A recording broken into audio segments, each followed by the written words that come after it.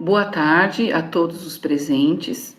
Nós daremos início, então, à mesa, em que o tema central será o protocolo de atenção à pessoa idosa em situação de violência no estado de Santa Catarina. Nós, do Núcleo de Estudos da Terceira Idade, Universidade Aberta da Terceira Idade, vinculada à Pró-Reitoria de Extensão da Universidade Federal de Santa Catarina, agradecemos a oportunidade de realizar na tarde de hoje a discussão com as pessoas idosas, profissionais e a sociedade sobre o protocolo de atenção à pessoa idosa em situação de violência no estado de Santa Catarina. Gostaria de chamar a atenção para o Estatuto do Idoso, a Lei 10.741 de 2003, que, nas suas disposições preliminares, e no artigo 3º, diz que é obrigação da família, da comunidade, da sociedade e do poder público assegurar ao idoso, com absoluta prioridade, a efetivação do direito à vida, à saúde, à alimentação, à educação, à cultura, ao esporte, ao lazer, ao trabalho, à cidadania, à liberdade, e aqui eu destaco a dignidade e o respeito, a convivência familiar e comunitária. No artigo 4º ainda do Estatuto do Idoso, nenhum idoso será objeto de qualquer tipo de negligência, discriminação, violência, crueldade e opressão, e todo atentado aos seus direitos, por ação ou omissão, será punido na forma da lei. Então, enquanto universidade, acreditamos que este é um espaço de reflexão, diálogo e também de transformação. Por este motivo, estamos aqui reunidos para discutir sobre a violência contra a pessoa idosa e contribuir para mudar esta realidade. O protocolo de atenção à pessoa idosa em situação de violência no estado de Santa Catarina foi elaborado pelo Centro de Apoio Operacional dos Direitos Humanos e Terceiro Setor, aqui representado pela promotora Lia Nara Dalmuth e a delegada Patrícia Zimmermann Dávila, e com a participação da enfermeira Jordelina Schaier. Agora, passo a palavra para a enfermeira Jordelina, que fará a condução desta mesa.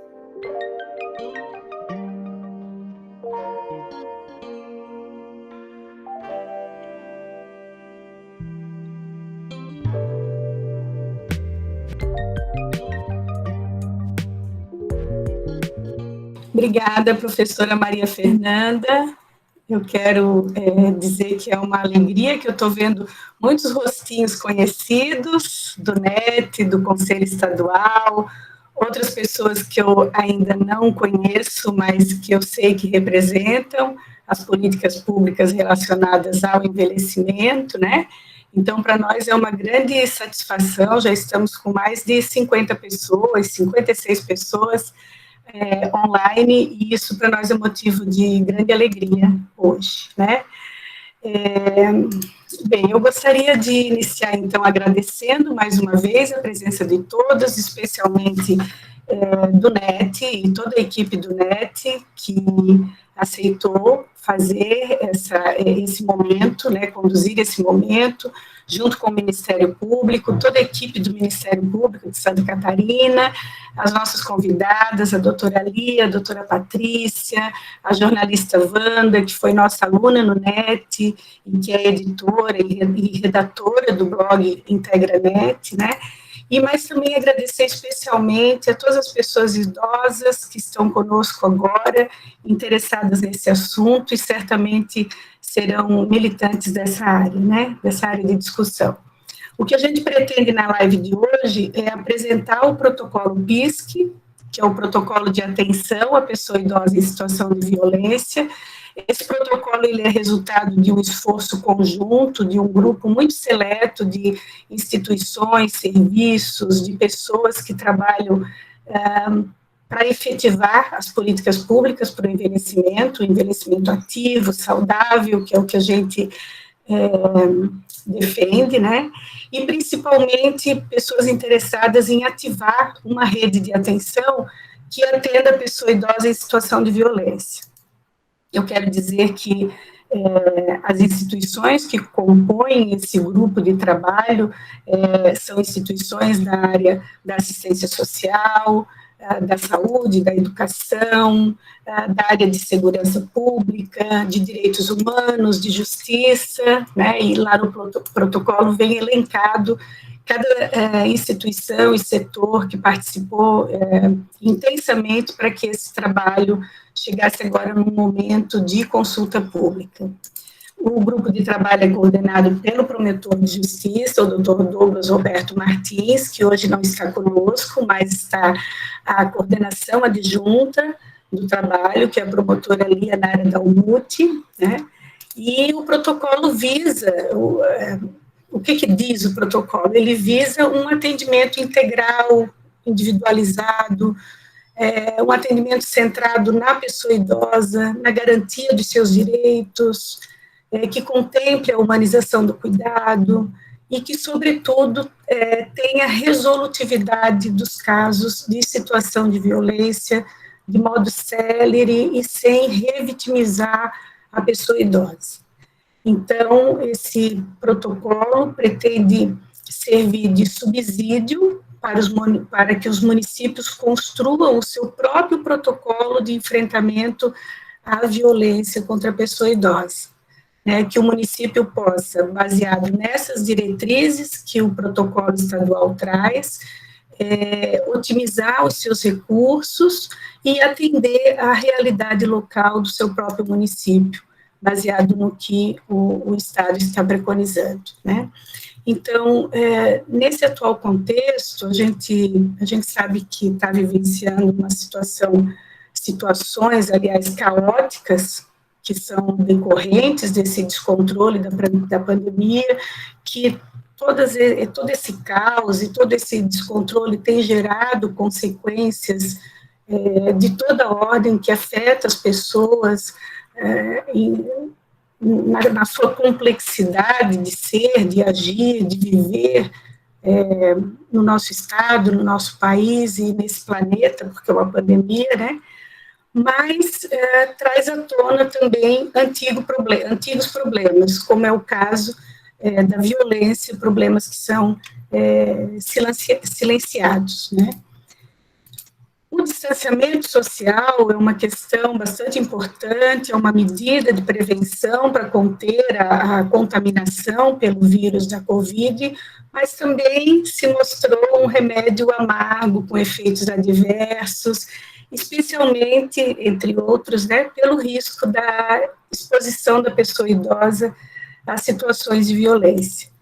E isso está especialmente representado no Disque 100, cujas denúncias de violência contra a pessoa idosa cresceram 59% no período da pandemia, né, sem falar que é assustador pensar que isso é apenas a ponta do iceberg, considerando que muitos casos não são notificados, muitas situações permanecem não ditas, e às vezes a violência não é reconhecida socialmente, as situações não são reconhecidas como abusos, né, e também não são diagnosticadas pelos próprios profissionais que atendem a pessoa idosa.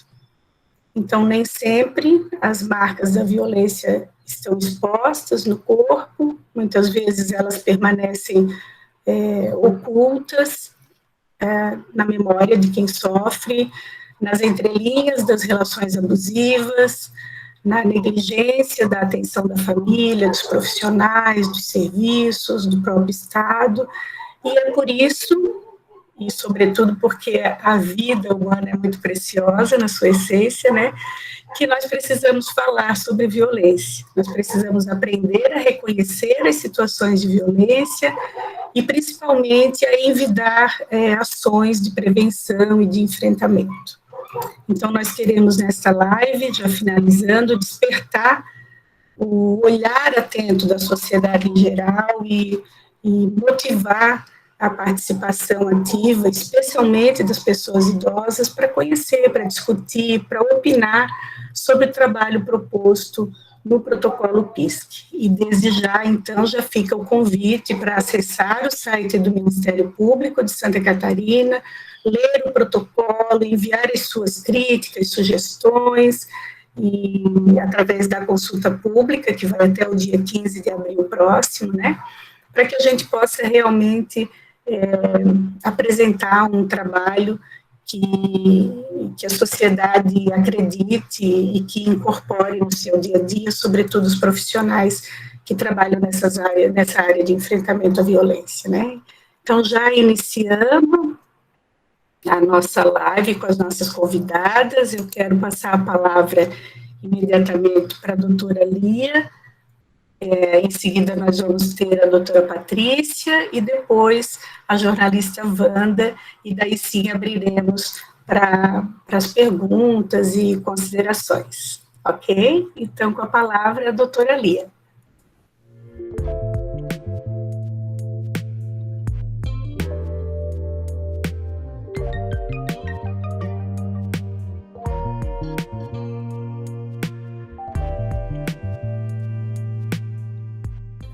Obrigada, Nina. Primeiro, cumprimentar a todos que estão aqui nos acompanhando, a professora Maria Fernanda, que está coordenando, toda a equipe do NET, cumprimentar a doutora Patrícia, a jornalista Wanda, que também vai fazer as apresentações hoje, cumprimentar bem especial a nossa Nina, que participa de uma maneira especial do grupo e fundamental, que traz as suas contribuições sempre de grande valia para que esse trabalho realmente acontecesse. Então, quem não me conhece, eu sou Lia Dalmuth, sou promotora de justiça, eu estou como coordenadora adjunta no Centro de Apoio Operacional dos Direitos Humanos e Terceiro Setor do Ministério Público de Santa Catarina. Eu vou falar um pouquinho aqui, para nós conversarmos sobre a importância, então, da participação social, por que a gente resolveu fazer essa consulta pública do protocolo. Quando a gente iniciou, como bem diz a Nina, esse trabalho, foi montada equipe de trabalho com diversos setores. Por quê? Porque nós víamos muito crescente essa situação de violência enfrentada pela pessoa idosa. Nós temos hoje o Disque 100, que eu acho que a maioria já conhece, mas o que acontece? Quando é feita uma denúncia ao Disque 100, eles reportam a vários órgãos. Então, a delegacia recebe, o Ministério Público recebe, às vezes o Conselho Estadual do Idoso recebe, às vezes o CREAS, então vários órgãos acabam recebendo essa denúncia. E o que acontecia? Dentro das redes de trabalho, estava havendo um pouquinho de dificuldade nesse fluxo. Então, foi se pensando que a ideia era que realmente o protocolo trouxesse um fluxo mais adequado, para que nós conseguíssemos fazer um atendimento mais humanizado. Essa é a base, de fato, do nosso protocolo. Porque quando a gente tem essas diversas denúncias pipocando em vários órgãos, muitas vezes a gente acaba chamando a pessoa idosa para conversar, para saber o que está acontecendo, e às vezes ela acaba indo no CREAS falar um depoimento, aí vai na delegacia, aí vai no Ministério Público, e isso a gente sabe que é bem desagradável. A pessoa que sofreu uma violência, ela não quer ficar falando nisso a todo momento. Então, essa era uma das situações que incomodavam bastante também a rede de atendimento. E esse foi uma das questões que também nos levaram a produzir esse documento, que é um encaminhamento, é um fluxo para todo mundo saber como lidar. E uma das questões também que a Nina abordou, a dificuldade grande de nós tratarmos desse assunto. A violência muitas vezes acaba acontecendo no âmbito doméstico, e a dificuldade de conceituá-la.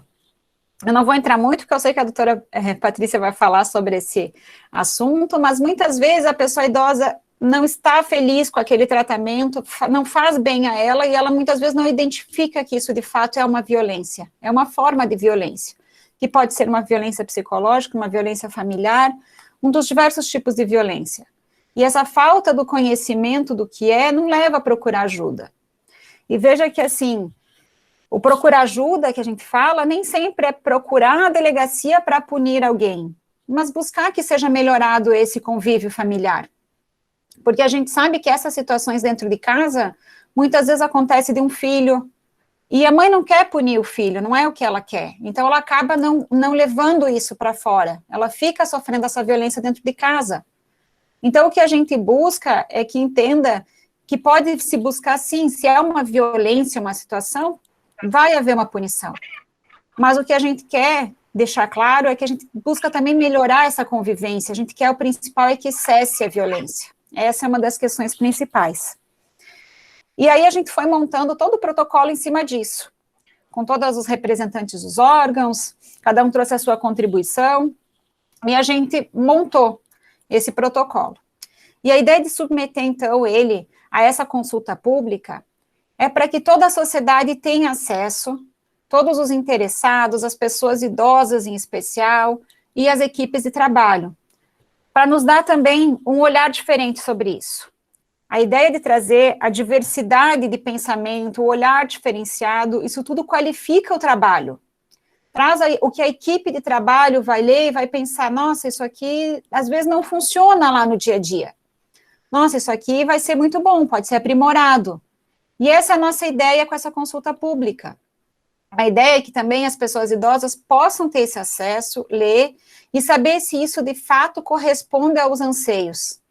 Isso, e por que essa participação bem especial que a gente quis trazer da pessoa idosa? A gente sempre tem que ter em mente a autonomia de vontade da pessoa idosa em todos os setores do trabalho da rede. O que é isso? Quando uma pessoa idosa em situação de violência busca essa ajuda, a ideia é que ela participe de todo o trabalho, porque ela tem autonomia, ela tem capacidade. Então, ela vai buscar ajuda. A ideia é que ela participe com a rede do que vai ser feito, ela saiba o que vai ser trabalhado. Então, o encaminhamento vai ser esse. Muitas vezes a pessoa não quer encaminhar nesse sentido, e a gente vai respeitar muitas vezes a situação. Por quê? Por causa da autonomia. A gente quer conhecer a situação para poder ajudar, e a gente tem que respeitar a vontade da pessoa idosa. Então, sempre que possível, essa vontade será respeitada, e por isso a participação é importante também aqui no protocolo, para nos trazer esse olhar, para nos trazer essa visão do que realmente importa, do que realmente está sendo trabalhado, se atende o que se busca, se nós vamos conseguir atender de fato o que está precisando nesse campo. Então, essa é a importância, né, da participação tanto da pessoa idosa quanto da sociedade, nos trazer essa diversidade para qualificar o nosso trabalho. Então, o protocolo, ele não está finalizado, porque a gente quer essa consulta, a gente quer a participação das pessoas, até para legitimar, porque quando chegar lá para ser aplicado, ele é um protocolo que respeitou, de fato, a vontade e respeitou o que as equipes, o que as pessoas entenderam como adequado. Então, essa é a principal ideia dessa consulta pública. Como a Nina mesmo falou, o protocolo ele é um norte que a gente está dando para as equipes. Então, assim, cada município, dentro da sua realidade, ele vai fazer as suas adaptações. Porque em alguns municípios a gente tem toda uma rede de atendimento assistencial, CRAS, CREAS, tem os atendimentos da saúde, em outros a gente não tem todos esses atendimentos. Então, os fluxos de atendimento, eles serão adaptados para cada município dentro da sua realidade e dentro da sua demanda. Mas uma coisa é importante, às vezes a gente acha que a demanda não é tão grande, mas quando você começa a trabalhar e você começa a dar voz a essa demanda, ela aparece. E o dar voz é conhecer. Por isso a importância do protocolo e por isso a importância da pessoa idosa conhecer os termos, conhecer quais são as formas de violência, o que pode ser trabalhado. E não é só com a pessoa idosa, isso é uma coisa importante. A gente debateu bastante até a importância de trabalhar a família, porque muitas vezes as famílias, elas não têm a real condição de atender o que aquela pessoa precisa. E aquele mundo, a pessoa trabalha fora, trabalha em casa, cuida às vezes de uma criança, cuida de uma pessoa idosa que precisa de alguns cuidados especiais, e essa situação vai se tornando num ponto que a pessoa não consegue mais cuidar de maneira adequada. E aí começa a entrar em situações de violência de fato. E nem sempre é por maldade, por querer praticar essa violência, mas é porque ela está precisando de ajuda. E essa é uma das questões que a gente traz também no protocolo, quando a gente vai trabalhar com questões de qualificação de quem cuida de pessoa idosa, de atenção às famílias. É uma questão muito importante, porque às vezes as famílias querem sim oferecer esse cuidado adequado, mas muitos não têm nem conhecimento suficiente para isso. E é importante que os municípios, os órgãos de atendimento, aqui a gente se refere bastante a CRAS e CREAS, que prestam essa ajuda, possam amparar também as famílias. E a gente nem está aqui entrando em questões financeiras, e sim em questões familiares, emocionais, para poder dar esse cuidado, para poder entender que a família é parte disso tudo, e que a família tem sim a sua obrigação, e o seu, a gente fala uma obrigação, um dever, mas a gente sabe que a maioria das famílias não tratam como uma obrigação. Elas querem ter a pessoa por perto, sim, mas às vezes não tem muita estrutura para isso. Então, esse também foi uma das questões que a gente trabalhou aqui, que a gente entendeu de bastante relevância. E eu trago isso como exemplo para mostrar como é importante a participação e trazer visões diferentes. Porque muitas vezes a gente acaba focando em um só lado, e uma pessoa que tem uma vivência diferente, ela percebe que assim, olha, já passei por uma situação assim, já vi uma situação assim, e seria importante incluir, porque de fato acontece. E é essa contribuição que a gente busca, que as pessoas tragam de fato as suas vivências para mostrar para a gente se nós estamos no caminho certo com esse protocolo, se de fato ele vai atender o que se busca no atendimento das pessoas, né, e na atenção das pessoas idosas.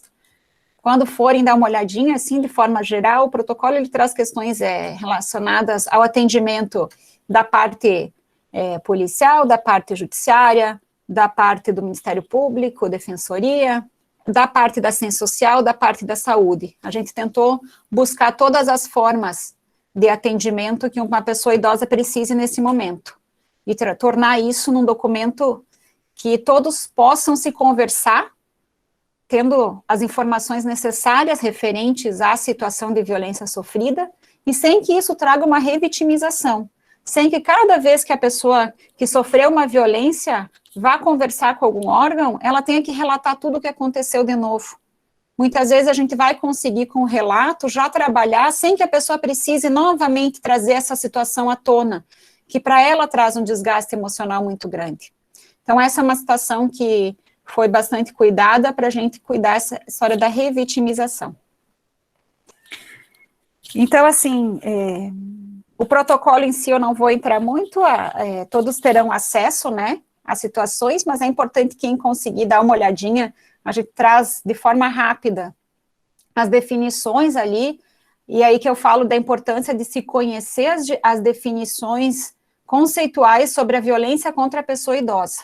Então, ali a gente está descrevendo, né, os tipos de violência física, psicológica, emocional, negligência, abandono, financeira, sexual, medicamentosa, ou seja, várias situações de violência que muitas vezes a pessoa sofre, mas nem sabe que isso é uma violência. Só faz mal a ela, mas ela não tem a real percepção de que isso é uma violência, isso pode ser evitado.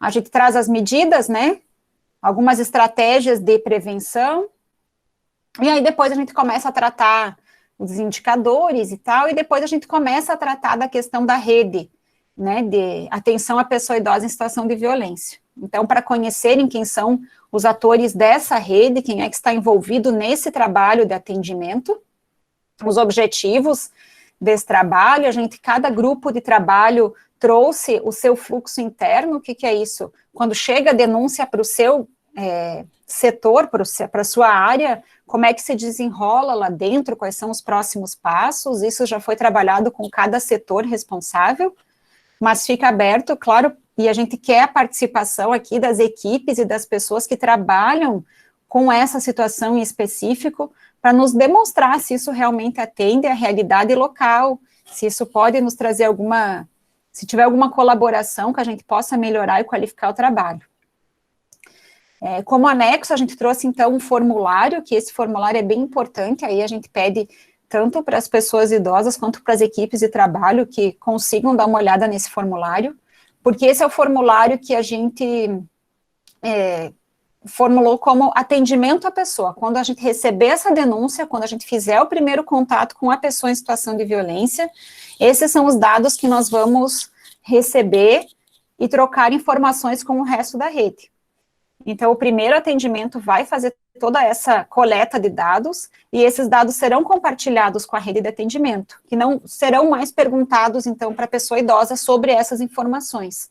Isso é importante, então, que as equipes de trabalho verifiquem se essas informações atendem ao que é necessário, se existe alguma informação que, de fato, não seria importante, ou falta alguma informação importante, e nos reportem para nós podermos qualificar, e que esse formulário, de fato, sirva de modelo e sirva para que as equipes municipais possam implantar. E digo mais, eu acredito que esse formulário, ele é algo a ser implantado não só no nosso estado, porque essa situação da violência contra a pessoa idosa, ela é uma situação de Brasil todo, e ela vem sendo trabalhada cada vez mais, então eu tenho certeza ainda que o nosso formulário, ele vai servir de modelo para outros projetos a nível do Brasil. Então, por isso a importância que ele seja validado, tanto pelas equipes, quanto pela sociedade em geral e pelas pessoas idosas. Então, de forma geral, era essa a minha participação. Eu queria pedir, então, que todos conseguirem ter um tempinho para dar uma olhada e nos auxiliar, nos trazendo as suas percepções, para nós poder qualificar, então, o nosso trabalho. Eu fico à disposição, então, se alguém quiser tirar trocar alguma ideia, tirar alguma dúvida, e permaneço por aqui. Obrigada, doutora Lia, deu um panorama do que é o protocolo, né? Muito importante que as pessoas leiam. Eu quero registrar aqui a presença de muitos profissionais que atuam nos CRAS, na Pastoral do Idoso, no Conselho Estadual do Idoso, Conselho Municipal do Idoso de Itapema, de Concórdia, Florianópolis, Pinhalzinho, Joinville, Secretaria de Estado da Saúde, CRAS de Campinaçu, Goiás, temos pessoas de outros estados, né? Tem profissionais que atuam em LPI de Mineiros, Goiás, de Belo Horizonte, Minas Gerais, que estão aqui conosco na live. Quem mais? Além de idosos, que são alunos do NET, que eu estou vendo os rostinhos aqui, feliz de estar revendo a todos, né? De professores e facilitadores do NET, que também estão participando da live, tá? Então, agora eu quero passar a palavra para a doutora Patrícia, né, a delegada, que atua à frente da Delegacia de Polícia da Criança, do Adolescente, da Mulher, dos Idosos, aqui no estado de Santa Catarina, Florianópolis. Bem-vinda, doutora Patrícia.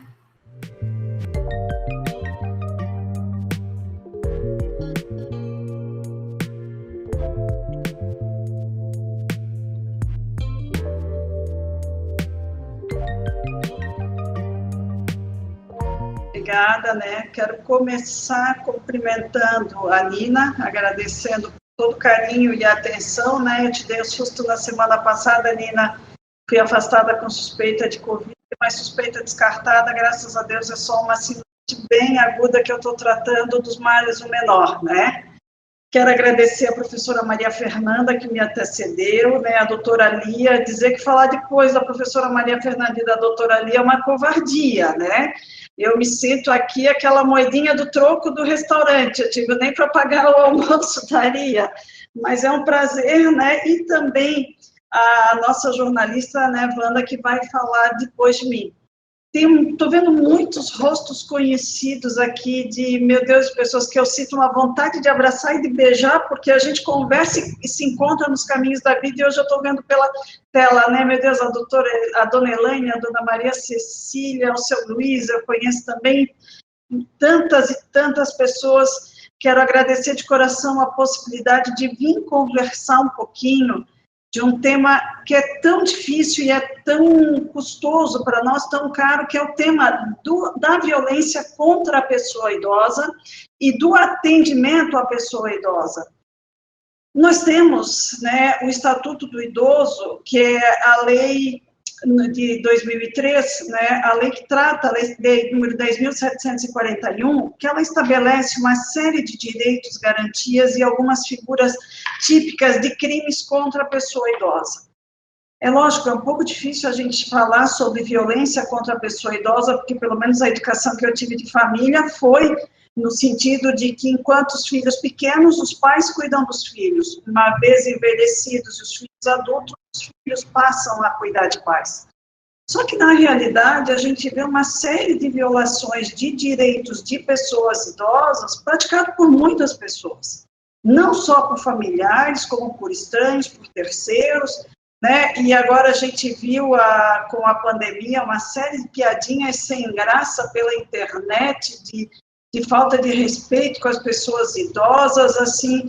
E quando a gente fala muito de crimes contra a pessoa idosa e atendimento, a gente tem que ter em mente sempre o cuidado muito grande no atendimento desse público, dessas pessoas, e também a celeridade das investigações. Esse protocolo, ele vem sendo discutido há algum tempo, e aqui eu quero parabenizar o Dr. Douglas, que tem conduzido, né, o promotor que tem conduzido essa discussão, e ele tem um único objetivo, é dar um atendimento especializado e atender dentro das prioridades todas as pessoas idosas. Na Polícia Civil, nós temos as delegacias especializadas em 31 regiões, que são delegacias de proteção à criança, adolescente, à mulher e ao idoso. À época, a Polícia Civil reuniu esse público de vulneráveis para a gente ter uma especificidade maior das equipes para atender esse público como vítima. Nós temos feito um trabalho e agora deve começar a desmembrar desse grupo adolescente em conflito com a lei, que também goza de prioridade por lei, mas não entra no campo da vulnerabilidade enquanto vítima. Quando a gente fala de crime contra a pessoa idosa, nós recebemos as denúncias pelo Disque 100, e a doutora Lia colocou muito bem essa questão da denúncia que vai para um lado, vai para o outro, vem para cá e vem para lá, e aí daqui a pouco está batendo na casa da pessoa idosa, assistência social, a Polícia Civil, pode daqui a pouco, e o Conselho do Idoso, entre outros. A gente precisa padronizar essa forma de atendimento e essa forma de atenção. E uma das coisas que tem sido muito discutida e uma preocupação é com essa fala, por mais de uma vez, das violações de direitos contra a pessoa idosa. Então, eu fico me colocando no lugar de uma pessoa que sofre crime, que sofre uma violência, que chega e conta para a pessoa A, depois vai lá, tem que repetir para a pessoa B. Eu tenho 50 anos de idade, eu não lembro exatamente dos fatos da mesma maneira que eu lembrava semana passada. Daqui a pouco eu posso esquecer de pequenos fatos. E isso pode começar a mudar a versão. Então, às vezes, a gente tem uma versão de um tipo numa fala, de outra, a gente precisa uniformizar essa forma de apuração. Uma das coisas que eu tenho visto muito, eu sou fã e elogio, é o inquérito por audiovisual, que a Polícia Civil começou nos flagrantes de delito e agora as delegacias da mulher, a gente está priorizando os inquéritos audiovisual. E até, doutora Lia, a nossa ideia é, por que não a gente trabalhar o relato da pessoa idosa desses crimes que ela sofreu através do sistema audiovisual? Isso é maravilhoso. Como hoje vocês estão me vendo do lado de lá pela tela, ouvindo a minha fala pelos alto-falantes, nós gravamos em áudio e vídeo, e esse relato ele é muito fiel àquilo que a gente verifica na delegacia. Quando a gente fala de violência contra a pessoa idosa, crime contra a pessoa idosa, nós temos que ter em mente a atuação de mais um órgão, não só a Polícia Civil, o Ministério Público e o Poder Judiciário. A necessidade da atuação da equipe socioassistencial, das equipes de CRAS e CREAS nos municípios que tem, CRAS vem fazendo essa função nos municípios onde não tem. E quando a gente fala em trabalho em rede, a gente precisa de troca da informação. O inquérito feito pela Polícia Civil com a apuração de crimes, ele vai para o Ministério Público, que é o dono da ação penal, é quem vai movimentar a ação penal, e o juiz vai ter acesso a esse inquérito ao julgar. Mas as redes socioassistenciais, elas precisam ter essa informação. Então, o primeiro ponto importante colocado anteriormente, o que é violência contra a pessoa idosa? É só agressão física? É só reter o cartão? Será que a humilhação não entra como violência? O empurrão, a proibição de fazer determinadas coisas, o tratamento grosseiro e desrespeitoso. Poxa, por que uma pessoa idosa ela não pode ser vítima de injúria, que é chamar por um palavrão, por um nome feio, né? Então, esses crimes, às vezes, a gente não tem a identificação tão clara das pessoas, porque, infelizmente, muitos pensam que a violência contra a pessoa idosa é só agressão física, e não é isso, não é só reter cartão. O Estatuto do Idoso, ele tem uma série de crimes previstos em lei, com penas previstas, né, que vão desde discriminação, deixar de prestar assistência, abandono de idoso, exposição da integridade física ou saúde, né, obstar o acesso a qualquer cargo público, negar emprego ou trabalho, né, dentre outros. Mas a gente precisa ter em mente que todos os outros crimes que vêm previstos também no Código Penal são aplicados à vítima que possui mais idade. Então, não é que a pessoa, ela é idosa, ela deixa de ter os seus direitos, a integridade física, direito ao seu patrimônio, direito à sua honra preservados. Não, ela vai ter os mesmos direitos preservados. Quando a gente fala em trabalho da Polícia Civil, e aí a importância desse protocolo, é que hoje as delegacias de polícia estão em todos os municípios do estado de Santa Catarina. E o que a instituição pensa? Que o atendimento especializado ele vai ser prestado obrigatoriamente pelas delegacias especializadas. Mas as que não têm esse atendimento, as delegacias de bairro, as delegacias de comarca, as delegacias de municípios menores, que elas saibam como atuar e atuem frente à violência contra a pessoa idosa. Então, por exemplo, eu vou pegar a comarca de Biguaçu, que não é sede de região com delegacia especializada, ela vai ter a delegacia de comarca dela, que vai atender e investigar aquele crime contra a pessoa idosa. E o que a gente quer?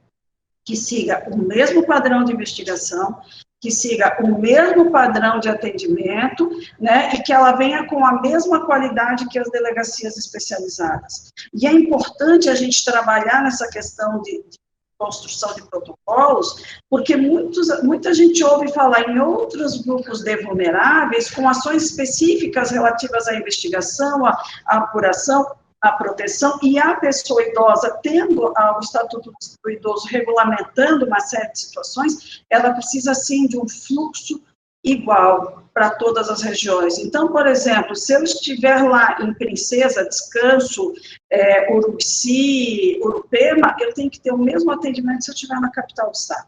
Então, quando a gente fala nessa questão de violência contra a pessoa idosa, precisa, sim, deixar claro que toda forma de violação de direitos pode constituir um crime. Como é que eu vou fazer, como é que eu vou saber se aquilo constitui um crime ou não constitui um crime? Primeira coisa, facilitando os canais de acesso. E a doutora Lia falou bem antes, vamos ver se esses fatos são subnotificados ou não. Quanto melhor nós trabalharmos, mais pessoas a gente vai atingir. Então, vamos prestar a informação para a população que, na dúvida, ela pode consultar esse canal, ela pode ligar para esse número, ela pode acionar esse serviço. Os serviços precisam chegar até a pessoa idosa, e isso a pandemia nos deixa de herança, a gente chegar até as pessoas onde elas estão. Nesse atendimento, a necessidade de diálogo com essa pessoa, para ver aquilo que ela está passando, se é uma violação de direitos, sendo violação de direitos, de que forma é, porque, como nós falamos antes, não é só a agressão física, né, e como pode ocorrer o amparo dessa pessoa. Por quê? Porque quando nós temos idosos como vítimas, nós temos um agressor normalmente próximo dessa pessoa idosa. E quando é um parente íntimo ou alguém responsável pelos cuidados da pessoa idosa, a dificuldade do relato é ainda maior. Tanto pela relação íntima de afeto que às vezes existe entre agressor e vítima, que pode ser um filho, uma nora, um genro, ou a companheira ou companheiro, né? E também pela dependência do idoso para com o seu agressor. Nós temos idosos que às vezes têm dificuldade de locomoção, que depende para alimentação, e essa dependência faz com que eles se tornem reféns desse agressor. Então, essa questão do atendimento, da identificação de crimes, passa por essa forma de estreitar o laço entre o vulnerável, a vítima e o canal de denúncia. Isso precisa ser obrigatoriamente ocorrer. Às vezes, aquela pessoa idosa, ela não identifica qual é a forma de violência, ou seja, aí entra o trabalho especializado. Isso a doutora Lia colocou. Nós temos trabalhado muito forte com os psicólogos policiais civis para identificar quais crimes caracterizam algumas violências psicológicas. Porque a violência psicológica, a Lei Maria da Penha, ela traz ela como uma forma de violência, mas ela pode ser uma forma de violência também contra a pessoa idosa. Um palavrão, um xingamento, uma intimidação, pode ser às vezes uma ameaça, né? Essa violência psicológica, essa fala, ela pode gerar prejuízo à saúde da pessoa idosa, pode afetar a saúde daquela pessoa, e aí esse atendimento especializado, essa atuação junto com a rede de proteção vai fazer total diferença. Por quê? Porque a gente vai poder identificar se está ocorrendo um crime ou não. E eu tenho falado muito de crime, e às vezes as pessoas devem estar pensando assim, essa delegada quer prender todo mundo. Não é esse o trabalho. A gente sabe que a cadeia não resolve tudo, mas a cadeia é necessária em alguns casos. Agora, qual que é o objetivo? Orientar e conversar com essas famílias, e aí entra forte o papel do Ministério Público, né, onde muitas das vezes pode estreitar os laços que podem estar fragilizados e resolver alguns problemas de relacionamento. Eu tenho visto isso acontecer. Então, quando a gente fala em violência contra a pessoa idosa, o atendimento especializado e a proteção integral da pessoa idosa vem em prioridade. E aí é segunda a interação com essa família também. Nesse período de pandemia, em que a gente tem tanto problema de falta de emprego, falta de condições financeiras para o sustento da família, eu tenho absoluta certeza que muitos lares estão sendo sustentados por idosos, que são os provedores de todas as famílias. E a gente precisa olhar para eles com carinho, porque não pode faltar o dinheiro necessário para remédio, para as necessidades do idoso, como a família como todo. Então, esse é um quebra-cabeça muito complexo da gente poder montar e ajeitar. Eu já estou falando, né, Nina, há bastante tempo, acho que meu tempo está chegando próximo do final. Então, assim, eu queria deixar claro para vocês, quando a gente fala em violência contra a pessoa idosa, não são só os crimes de bater e ameaçar, nós temos uma série de outras formas de violência. Nós só identificamos quais são esses crimes quando a gente faz a denúncia e busca o acesso, ou para aquela vítima que sofre a violência, ou por alguém que eu saiba estar sofrendo a violência. Quando a gente fala em atendimento de pessoa idosa, a gente trabalha com prioridade para a Polícia Civil, e esse fluxo é importante, então, tanto nas delegacias especializadas, que são em 31 no estado, como em todas as delegacias que estão aptas para investigar esse crime. E finalizo dizendo que, enquanto nós estivermos unidos trabalhando e pensando no próximo, olhando para o lado, a gente torna esse mundo um pouco melhor. Se a gente olhar pela pessoa idosa que eu conheço, que mora perto de mim, ou que é próxima de mim, eu vou estar fazendo a diferença. Eu estou morando na capital, minha mãe tem 75 anos, está morando lá em Rio do Sul, eu sei que está com meus irmãos, mas eu fico segura porque eu conheço a vizinha do apartamento dela, e sei que como vizinha ela olha pela minha mãe. Então, quando a gente fala um pouquinho em pessoa idosa, não é cuidar só do parente que está perto, é cuidar do vizinho, da pessoa que a gente conhece, é olhar para os outros, né? Nina, não sei se eu atingi o objetivo, né? Agradeço, peço desculpa se eu me alonguei. Muito obrigada, doutora Patrícia, né? O que a doutora Patrícia falou, ela falou um ponto muito importante relacionado à formação de rede, que é uma proposta do protocolo, né? E, então, o serviço tem que chegar até a pessoa, e ao chegar à pessoa, ele precisa atender essa pessoa na sua individualidade, na sua particularidade, sem que ela seja revitimizada, que é um grande problema que nós temos, de modo geral, nos serviços, que a pessoa cansa de contar a mesma história, né? E por isso também a importância dos idosos estarem participando conosco agora, para que possam nos dizer também como gostariam de ser atendidos, como veem esse protocolo, né, e de que forma isso pode ser melhorado, né. Bom, eu quero ainda registrar mais um agradecimento que nós não citamos, né, o núcleo de elaboração do protocolo conta ainda com a Daniela Manfrini, com a Graziela Monteiro, com a Luciane Medeiros, que são técnicas do Ministério Público de Santa Catarina, e com a assistente social Rosiane Colassante, que é da Prefeitura de Florianópolis, né? Então, são pessoas muito caras na construção desse protocolo, como cada pessoa, igualmente, né? Como cada pessoa que participou e contribuiu, e agora, mais ainda, com a participação da sociedade em geral, que eu tenho certeza vai contribuir para que esse documento fique mais aprimorado e possa realmente atender a necessidade de cada pessoa que busca um serviço e que está em situação de violência, né? Bom, eu quero passar a palavra para a jornalista Wanda. Wanda, você está aí? Estou aqui. Bem-vinda, Wanda, a palavra é sua.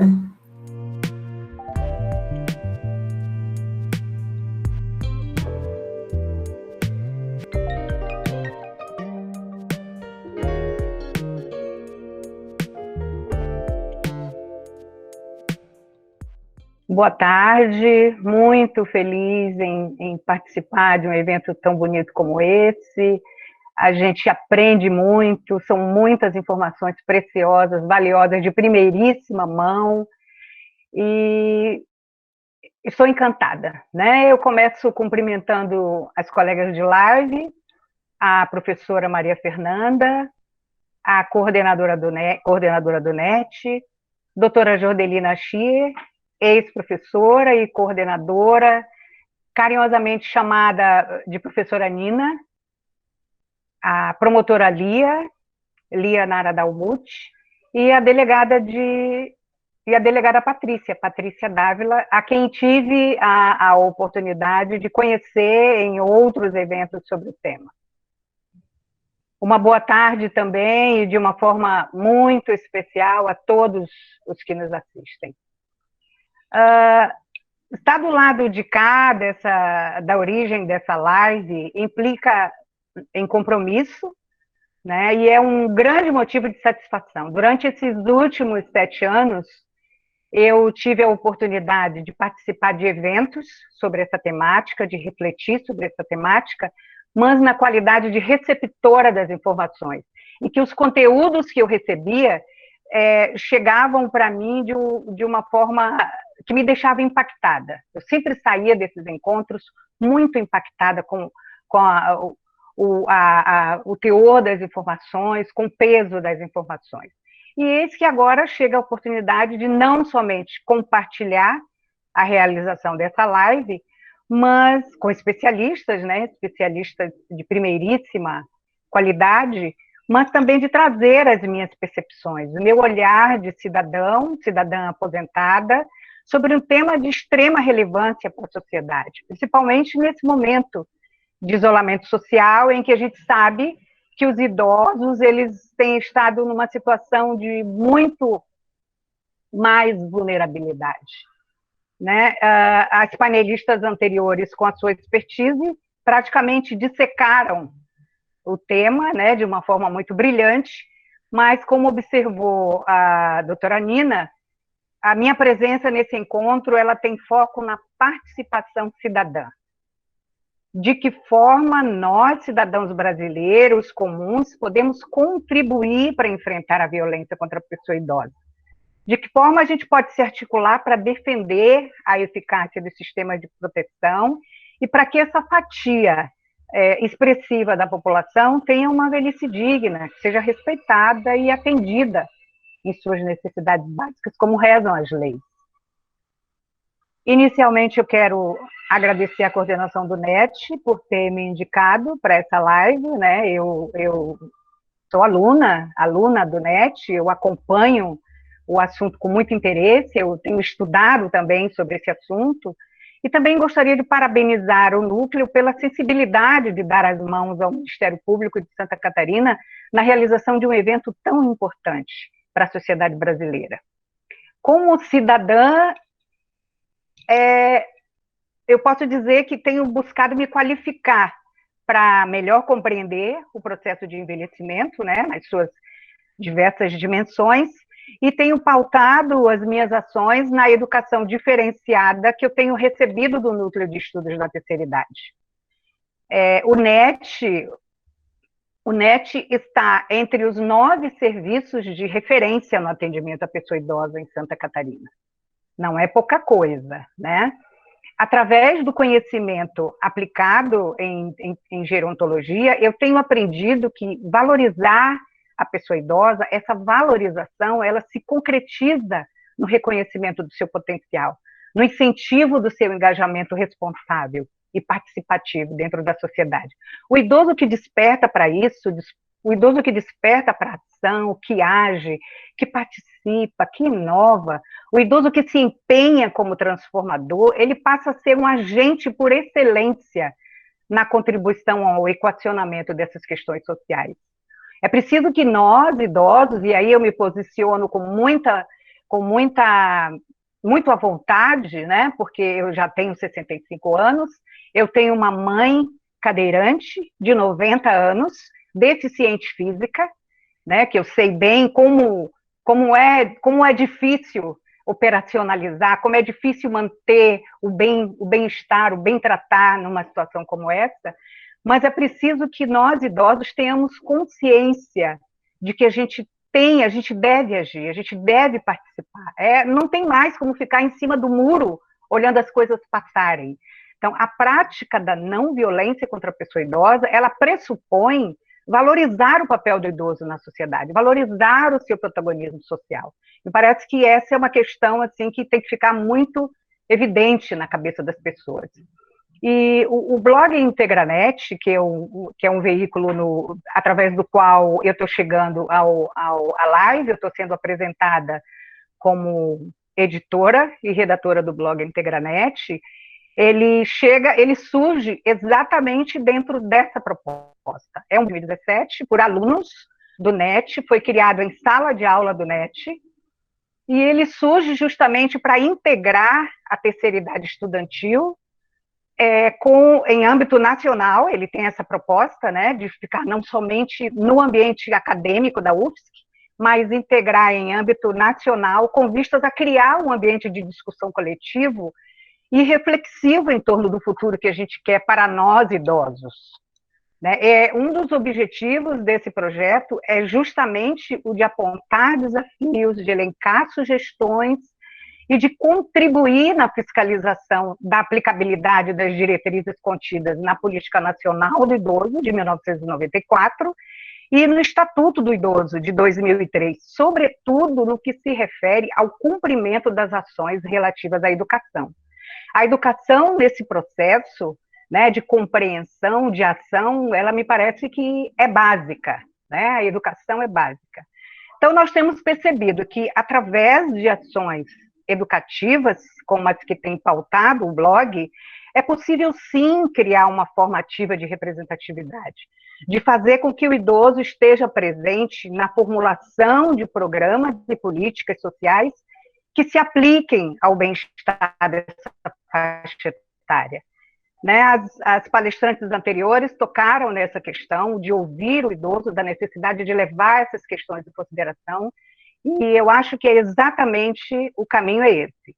Entre as conquistas que a gente já tem obtido através do blog, nós podemos citar parcerias de conteúdo. Nós temos uma parceria de conteúdo muito bacana com a UNAT-UERJ, a Universidade do Estado do Rio de Janeiro. Nós trocamos muitas informações sobre ambos, sobre muitos conteúdos variados, assim, na área de medicina, na área da saúde, na área do lazer, inovações tecnológicas. Nós temos um farto, se vocês puderem visitar o blog, na página integranet.blogspot.com, vocês vão verificar que nós temos um noticiário que não se limita apenas ao Estado de Santa Catarina, ao NET e à UFSC.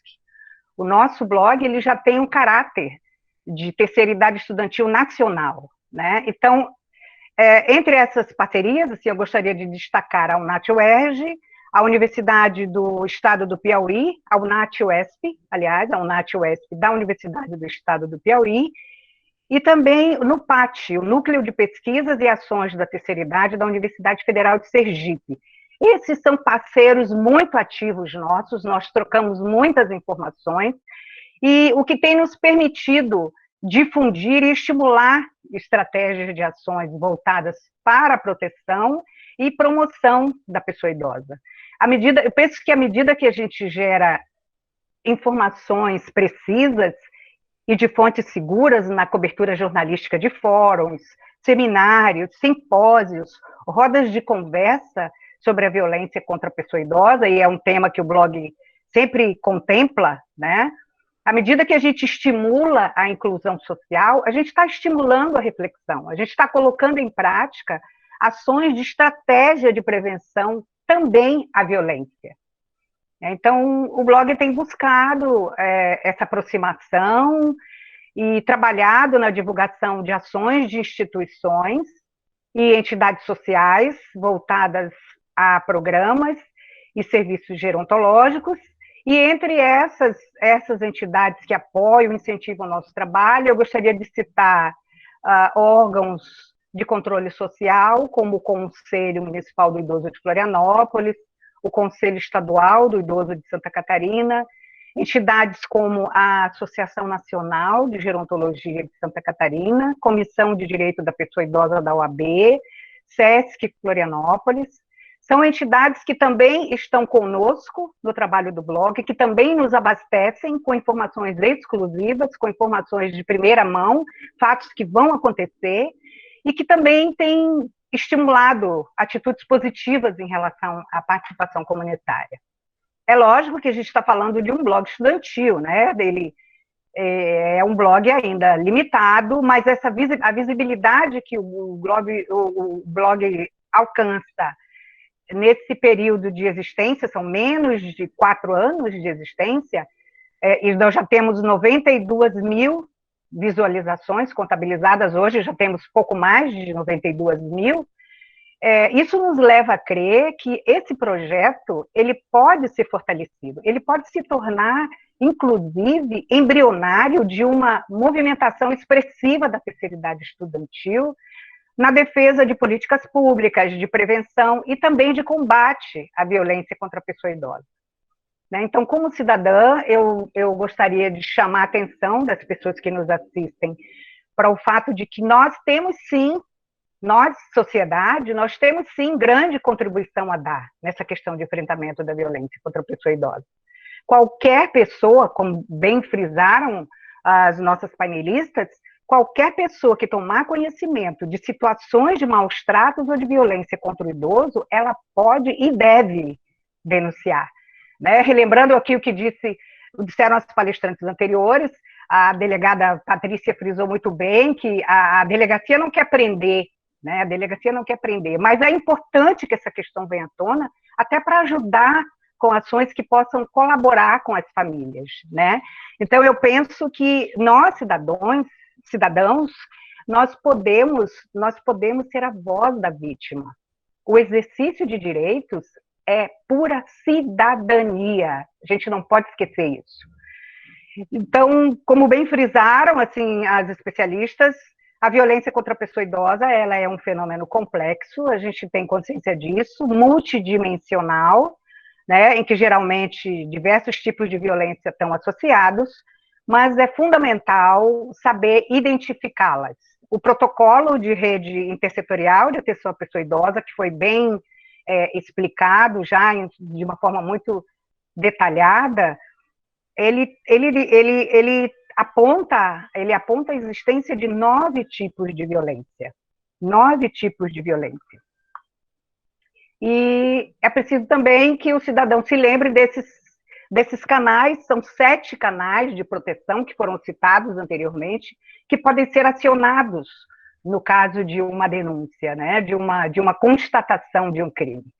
Mas, a exemplo do que já foi dito também, os crimes contra os idosos especificados pelo Estatuto do Idoso e que se estendem do artigo 96 ao artigo 109, eles estão sujeitos a punições, como reclusão e detenção, como bem disse a doutora Patrícia, com penas que chegam a variar de 6 meses a 12 anos de reclusão, dependendo da tipificação do crime, além de multa.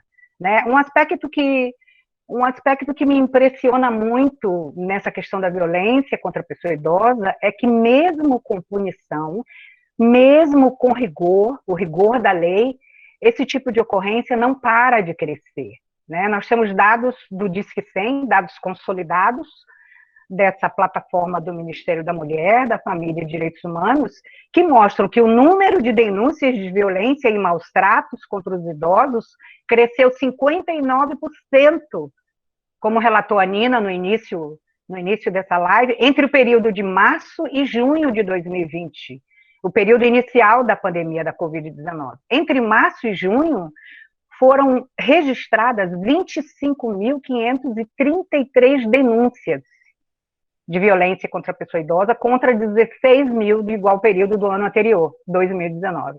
O estado que aparece com maior número de denúncias nesse período analisado, foi São Paulo, seguido do Rio de Janeiro e de Minas Gerais.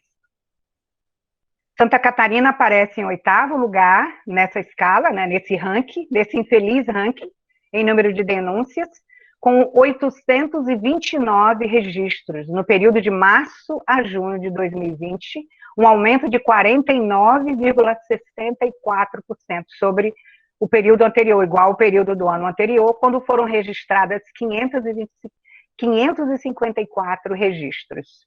Então, esses dados, assim, eles ilustram bem o tamanho desse problema, né? Que não é um problema só de Santa Catarina, como foi bem observado, mas é um problema nacional, e eu fico muito feliz que nessa live estejam pessoas de Goiás, de Belo Horizonte, de Minas Gerais, nos assistindo, da Bahia.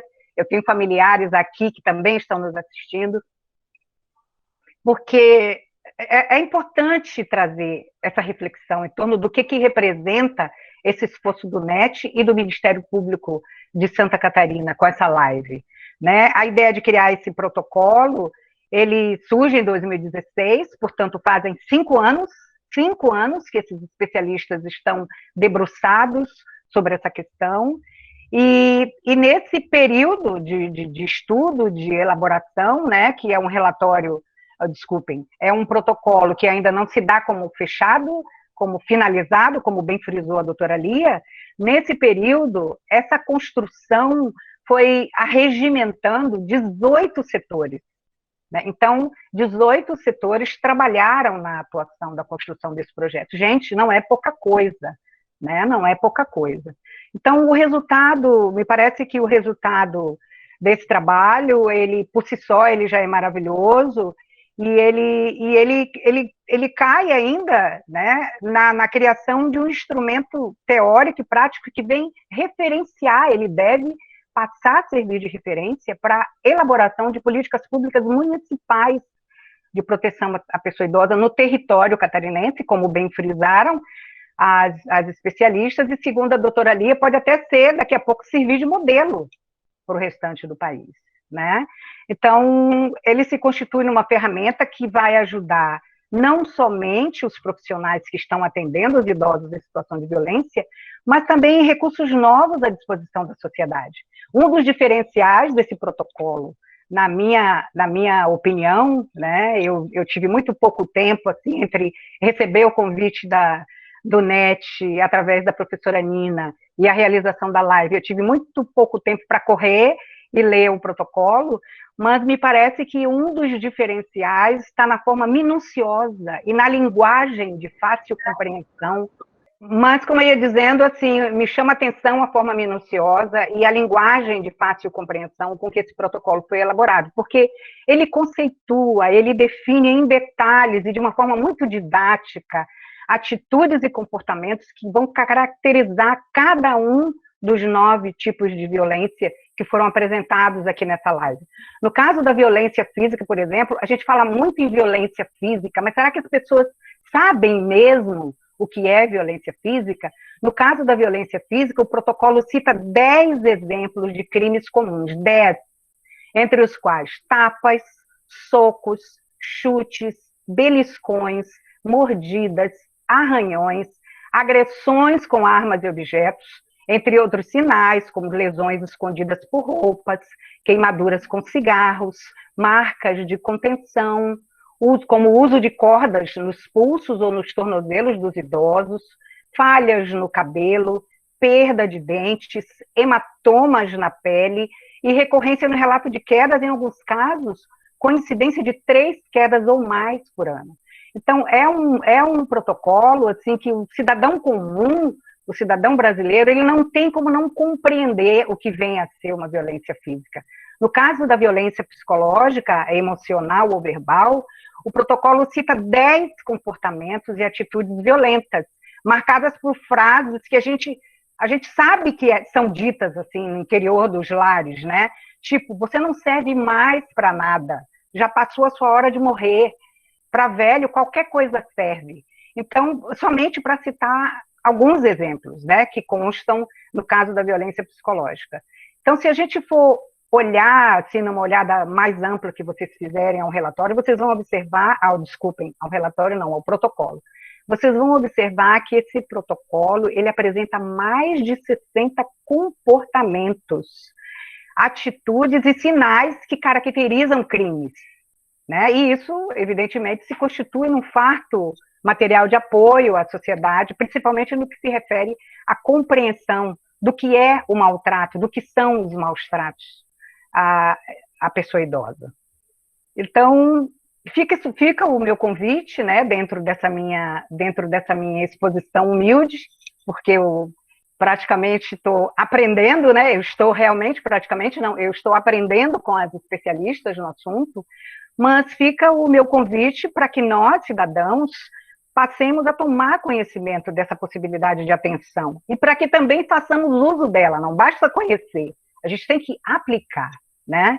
Então, o protocolo, ele se propõe o quê? Esse atendimento individualizado que busque atender, prevenir e resolver as situações da violência contra o idoso. Gente, resolver a questão da violência, a questão da padronização, ela foi muito bem colocada. Padronizar as informações, de forma que o idoso que faça a sua reclamação, chegue lá e não tem que ficar repetindo isso em toda a rede, isso é maravilhoso, isso é ótimo, né? Então, nesse momento, está sendo feita, me parece também importante destacar, é importante destacar essa consulta pública que está sendo feita para validar o protocolo, e nós, cidadãos maiores de 60 anos, nós também podemos deixar nossas impressões lá na consulta pública. Podemos deixar nossas críticas e as nossas sugestões. Essa consulta fica pública até 15 de abril, eu não sei se as minhas colegas de mesa falaram nesse período, né? E depois disso, um grupo de trabalho vai analisar o conjunto de respostas e promover as alterações no protocolo. Então, o cidadão está chamado a dialogar, a contribuir para o aperfeiçoamento desse protocolo, a conhecê-lo, a levar essas informações para casa, para a família, para o vizinho, para os amigos, para a comunidade. A gente sabe que os direitos dos idosos, eles estão consagrados em lei, né? A gente dispõe de um normativo robusto que orienta a construção de políticas públicas, robusto demais até, é muita lei que a gente nem conhece. Mas isso só não basta, gente. É preciso que esses direitos, todos os eventos que eu participo na qualidade de ouvinte cidadã, é frisado, em todos os eventos é frisado isso, é preciso que esses direitos sejam conhecidos pelos gestores públicos, pelos idosos, pela sociedade de uma forma geral, e que eles saiam do papel, eles têm que ser colocados em prática, né? Para surtir efeito, essas políticas públicas, para que elas surtam efeito, qual é o objetivo das políticas públicas? É melhorar a qualidade de vida das pessoas, né? Para que elas surtam efeito, elas devem buscar, antes de mais nada, o envelhecimento ativo, a otimização das oportunidades que estão concernentes à educação, à saúde, à participação social e à segurança. Então, para que essas políticas possam atender às necessidades da sociedade, me parece que é fundamental que nós, cidadãos, façamos a nossa parte, né? Que venhamos a participar dos processos de escolha, que possamos discutir, opinar, fiscalizar, principalmente fiscalizar, né? A gente tem hábito no Brasil de não fiscalizar nada, as leis são maravilhosas, mas acabam não sendo implementadas e respeitadas porque não se fiscaliza, né? Eu tenho escutado isso nos eventos que eu vou e me sinto muita vontade para falar isso. Então, me parece que participar dos processos de escolha, discutir, opinar, fiscalizar e cobrar dos gestores públicos as ações é papel nosso, é função nossa cidadã. Então, eu particularmente penso que se nós estivermos fortalecidos enquanto cidadãos, nós podemos contribuir para fazer da longevidade, né, dessa maravilha de viver muito, um privilégio de muitas pessoas. Nós, cidadãos, podemos contribuir para a abertura de um caminho sem obstáculos, rumo à velhice, né, a velhice digna, e que contemple não somente os anseios dos idosos de hoje, os nossos anseios, mas também os sonhos dos idosos de amanhã. Né? Essas as minhas considerações iniciais. Com certeza vou sair dessa live muito rica em conhecimento, muito enriquecida em conhecimento, e queria de uma forma especial agradecer a todos, né? Agradecer a todos. Uma boa tarde e uma ótima live para a gente. Obrigada, Wanda. Bom, a Wanda tocou em tantos pontos importantes e por ser a fala de uma pessoa idosa, de uma pessoa que leu o protocolo, né, não participou do grupo, mas ela leu o protocolo, né, foi uma fala que, de certa forma, até me emocionou pelas palavras e por tudo que foi dito. Então, eu quero, nós queremos te agradecer, Wanda, por essas colocações tão importantes, né, e dizer que uma fala, assim, que me chama muito a atenção nas suas colocações foi a questão da educação, né? Como a educação tem um papel fundamental, primordial, essencial, faltam adjetivos para poder alcançar as pessoas, sejam idosos, profissionais, não idosos, né? Seja quem for, mas como a educação tem esse papel parece lugar comum, mas é um papel transformador das pessoas, e transformando pessoas, transforma a sociedade, né? E a questão da violência precisa desse papel educador, né? E claro que, sem dúvida nenhuma, que precisa do cuidado da saúde, precisa da atenção, dos órgãos de segurança, né, aqueles que merecem ser punidos devem ser punidos sim, né, mas mais do que punição, acolher as famílias que estão vivenciando a questão da violência, compreender a complexidade das relações e da história dessas famílias, né, e também compreender a complexidade do que é o atendimento público ou não público, né, das pessoas em situação de violência, para que a gente possa realmente alcançar esse objetivo de formar uma rede, e uma rede que não revitimize e que cuide e que resolva e que possa dar um outro tom para a nossa sociedade, né, especialmente nessa questão da pandemia, mas não só da pandemia, porque a problemática é realmente anterior. Bom, eu quero ainda, antes de passar a palavra para as perguntas, eu sei que já 3 pessoas levantaram a mão para perguntar, eu vou pedir a ajuda da Sofia para localizar, né? Eu quero ainda registrar a presença de profissionais liberais, advogados de Balneário Camboriú, de Camboriú, o pessoal do SESC, mais pessoas de outros conselhos municipais do idoso, como Palhoça, da Defensoria Pública do Maranhão, Pastoral do Idoso de Brusque, a Associação Nacional de Gerontologia, a Nacional e a Seccional de Santa Catarina e Maranhão também, né?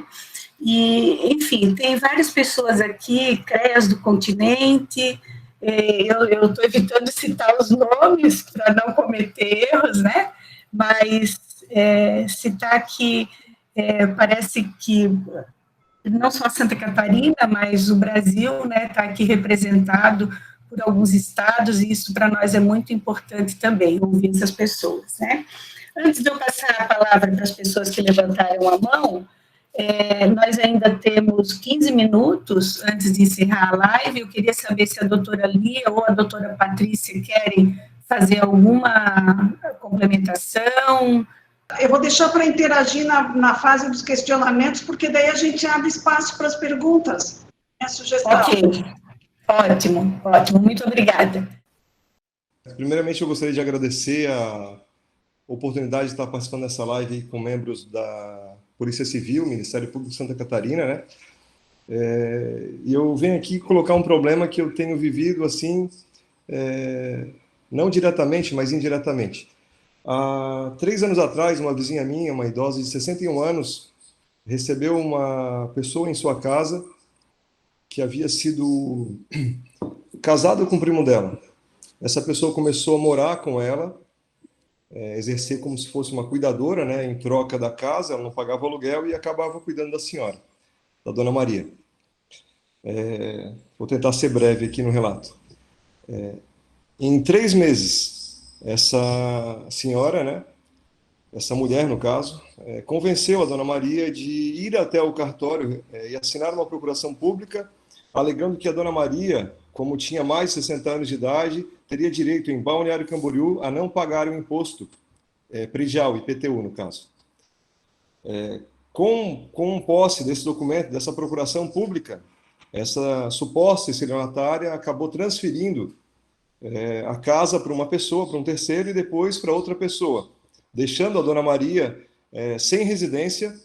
E nesses 3 meses também acabou tomando alguns empréstimos em nome da dona Maria, que é uma aposentada, e acabou sacando o dinheiro da conta dela. Na época, vendo a situação, a dona Maria me procurou, que ela estava pensando em fazer um testamento. Olha, William, estou pensando em fazer um testamento. Daí eu fui atrás da documentação, também trabalho como corretor de imóveis aqui em Balneário, e eu falei: olha, dona Maria, desculpa, mas essa casa não é sua, você vendeu? Eu fui vizinho dela há 29 anos ali em Balneário Camboriú, no centro. Ela falou: não, William, eu não vendi. Eu falei: olha, dona Maria, a casa não é sua, está aqui, ó. Resumindo, o processo se passa há 3 anos, a dona Maria ainda continua na posse, porque nós trocamos todos os segredos da casa, cadeado e fechaduras, né? Só que agora essa parte contrária, que eu não posso falar que é um estelionatário, mas é um suposto estelionatário, agora ingressa contra a dona Maria numa reintegração de posse. Ele só tem um recibo que ela assinou de R$20 mil. Na época, eles deram algum medicamento, ela nem lembra de ter assinado. E isso vai se delongando, sabe? Ela tem problema no coração e tal, e eu não vejo uma ajuda efetiva, pelo menos aqui em Balneário Camboriú, de auxílio a esses idosos, sabe? O que eu posso fazer para ajudar mais? Essa quadrilha já me ameaçou de morte, eu já tive que me mudar, tudo, mas eu continuo prestando no que eu posso auxílio para a dona Maria. O Ministério Público aqui em Balneário Camboriú, ao meu ver, analisando o processo friamente ali, ele tem se demonstrado ineficiente. Então, quero só ouvir de vocês, especialistas, né, nessa área, o que eu posso fazer e como eu posso orientar a dona Maria, que está prestes a perder a sua residência, que trabalhou a vida inteira para adquirir, né? E eu não sei o que fazer. Muito obrigado pela oportunidade. Nina, acho que eu posso fazer uma pergunta para ele? William, eu fiquei na dúvida de uma situação. Tu sabes me informar se foi feito inquérito policial, qual foi o encaminhamento disso que foi dado? Passou pela delegacia? Isso, correto. Na época, na oportunidade, eu chamei a Guarda Municipal, nós levamos ali a suposta estelionatária, a vítima, até a Delegacia Civil de Balneário Camboriú, foi feito todo o inquérito policial. Na oportunidade, como eu trabalho também com tecnologia de informação, eu busquei todos os dados daqueles envolvidos, entreguei de mão beijada ali para o delegado, no caso, né, para toda a equipe da Polícia Civil. Também por isso eu vim sofrer ameaça contra a minha integridade física, não foi por menos, né? Só que parece que o judiciário não é eficiente, sabe? Tu chegou a noticiar a ameaça, não? Noticiei. Em seguida, eu recebi a ameaça e já noticiei e vinculei ali no BO, né? Ah, tá. Então deve ter sido feito o inquérito, deve estar em juízo. Porque precisava ver, né, doutora Lia, qual foi o encaminhamento, se chegou a dar indiciamento, não dá indiciamento, em que parte que está andando. Porque quando a gente fala também em direitos, a gente tem a garantia de direitos em ambas as partes. Por isso que a investigação tem que ter um tempo para prosseguir, o processo corre com contraditório e ampla defesa, mas tendo essa venda, suposta venda do imóvel, teria que ter entrado dinheiro na conta dessa senhora. Se não entrou dinheiro na conta dessa senhora, é sinal que a venda é fraudulenta. Então, são formas de produção de prova que devem acontecer. Eu não tenho, assim, como te falar sem conhecer os autos de inquérito, né?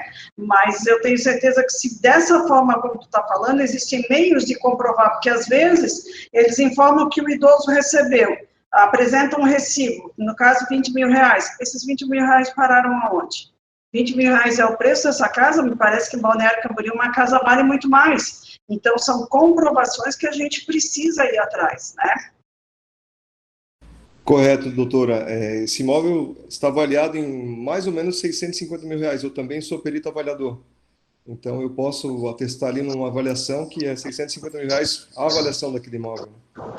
E é uma coisa, assim, difícil, William, porque a pessoa idosa, quando ela tem discernimento, ela dispõe dos seus bens, né? Então, a gente sabe que tem casos de pessoas idosas que se desfazem do patrimônio e a família, às vezes, tenta evitar que eles se desfaçam do patrimônio e eles passam para terceiros. Os terceiros vão lá, passam uma conversa, são cuidadores, e olha, eu te digo que é algo muito...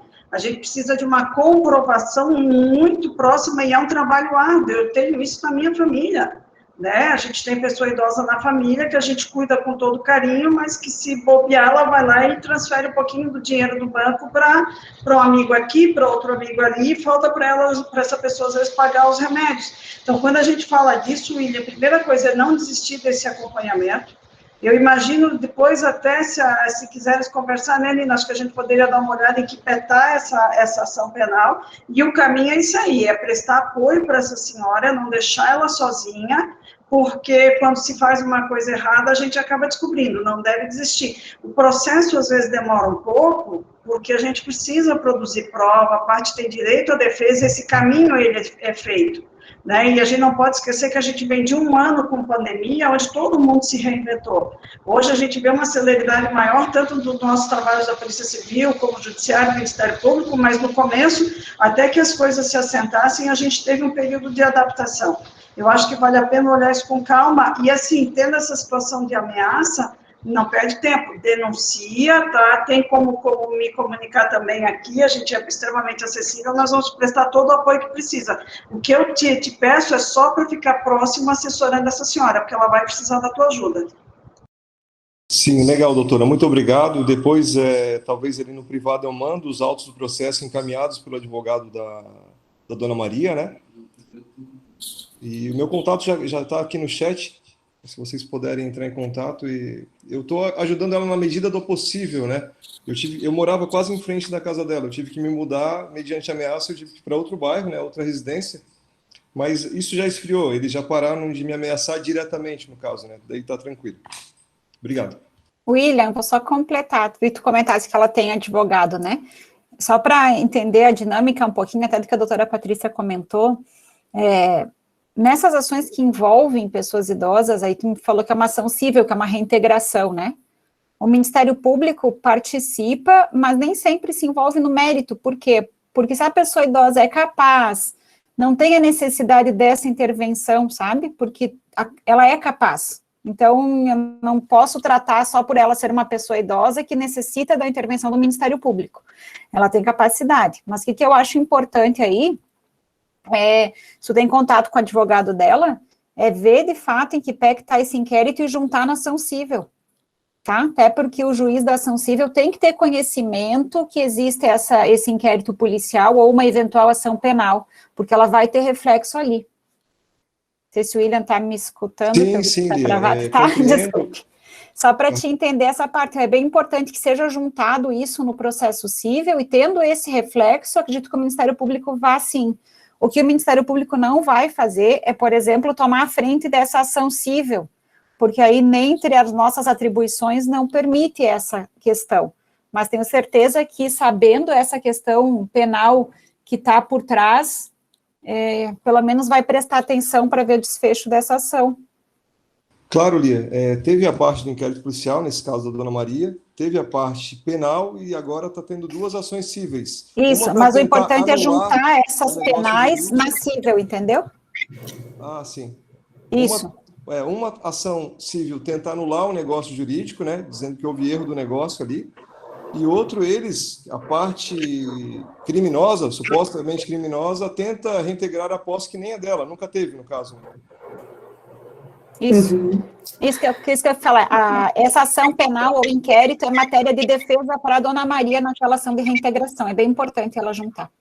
Grato. Nós nos falamos no segundo momento. Muito obrigado, Lívia. Valeu.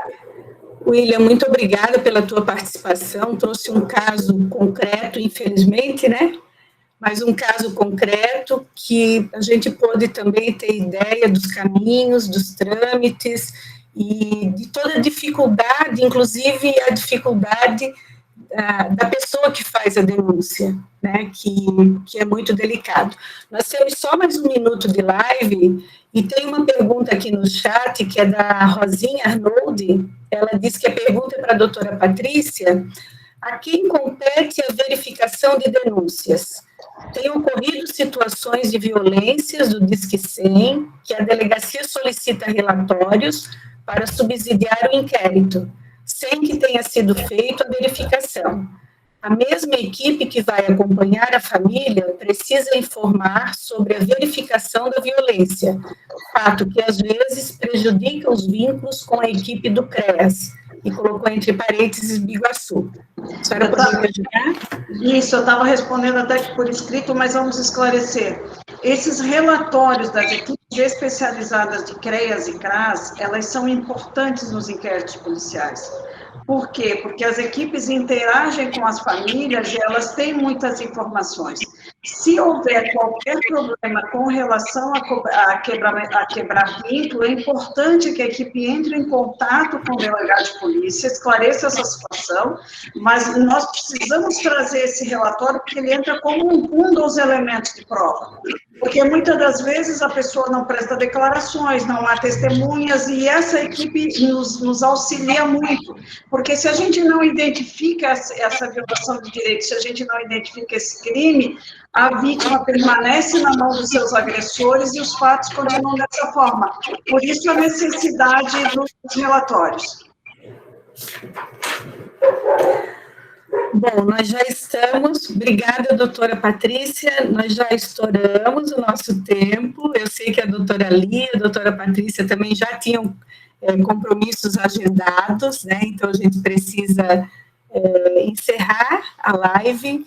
Eu quero agradecer em nome de todo o grupo de trabalho do Ministério Público, lá do protocolo, dizer que foi um grande prazer rever alguns rostos, ouvir as pessoas, ler as considerações aqui no chat, dizer que nós estamos à disposição e incentivar que todos participem dessa consulta pública, né, que acessem o site do Ministério Público e leiam o protocolo e possam contribuir com as suas sugestões, as suas críticas, para que a gente possa realmente implementar esse protocolo, tá? Muito obrigada a todos, desejo que tenham uma excelente tarde e que a gente possa realmente ter uma vida mais tranquila, pensando que podemos exercer a nossa cidadania e podemos ter serviços que estejam aptos a receber as nossas necessidades, né? Quando eu digo nossas, é porque, embora eu não seja uma idosa, eu quero envelhecer, e eu quero que o meu mundo, lá na velhice, seja esse mundo que a gente realmente tenha voz, tenha vez, seja cuidado, possa cuidar, né? Então, muito obrigada a todos, boa tarde e cuidem-se para seguir em frente, tá? Tchau.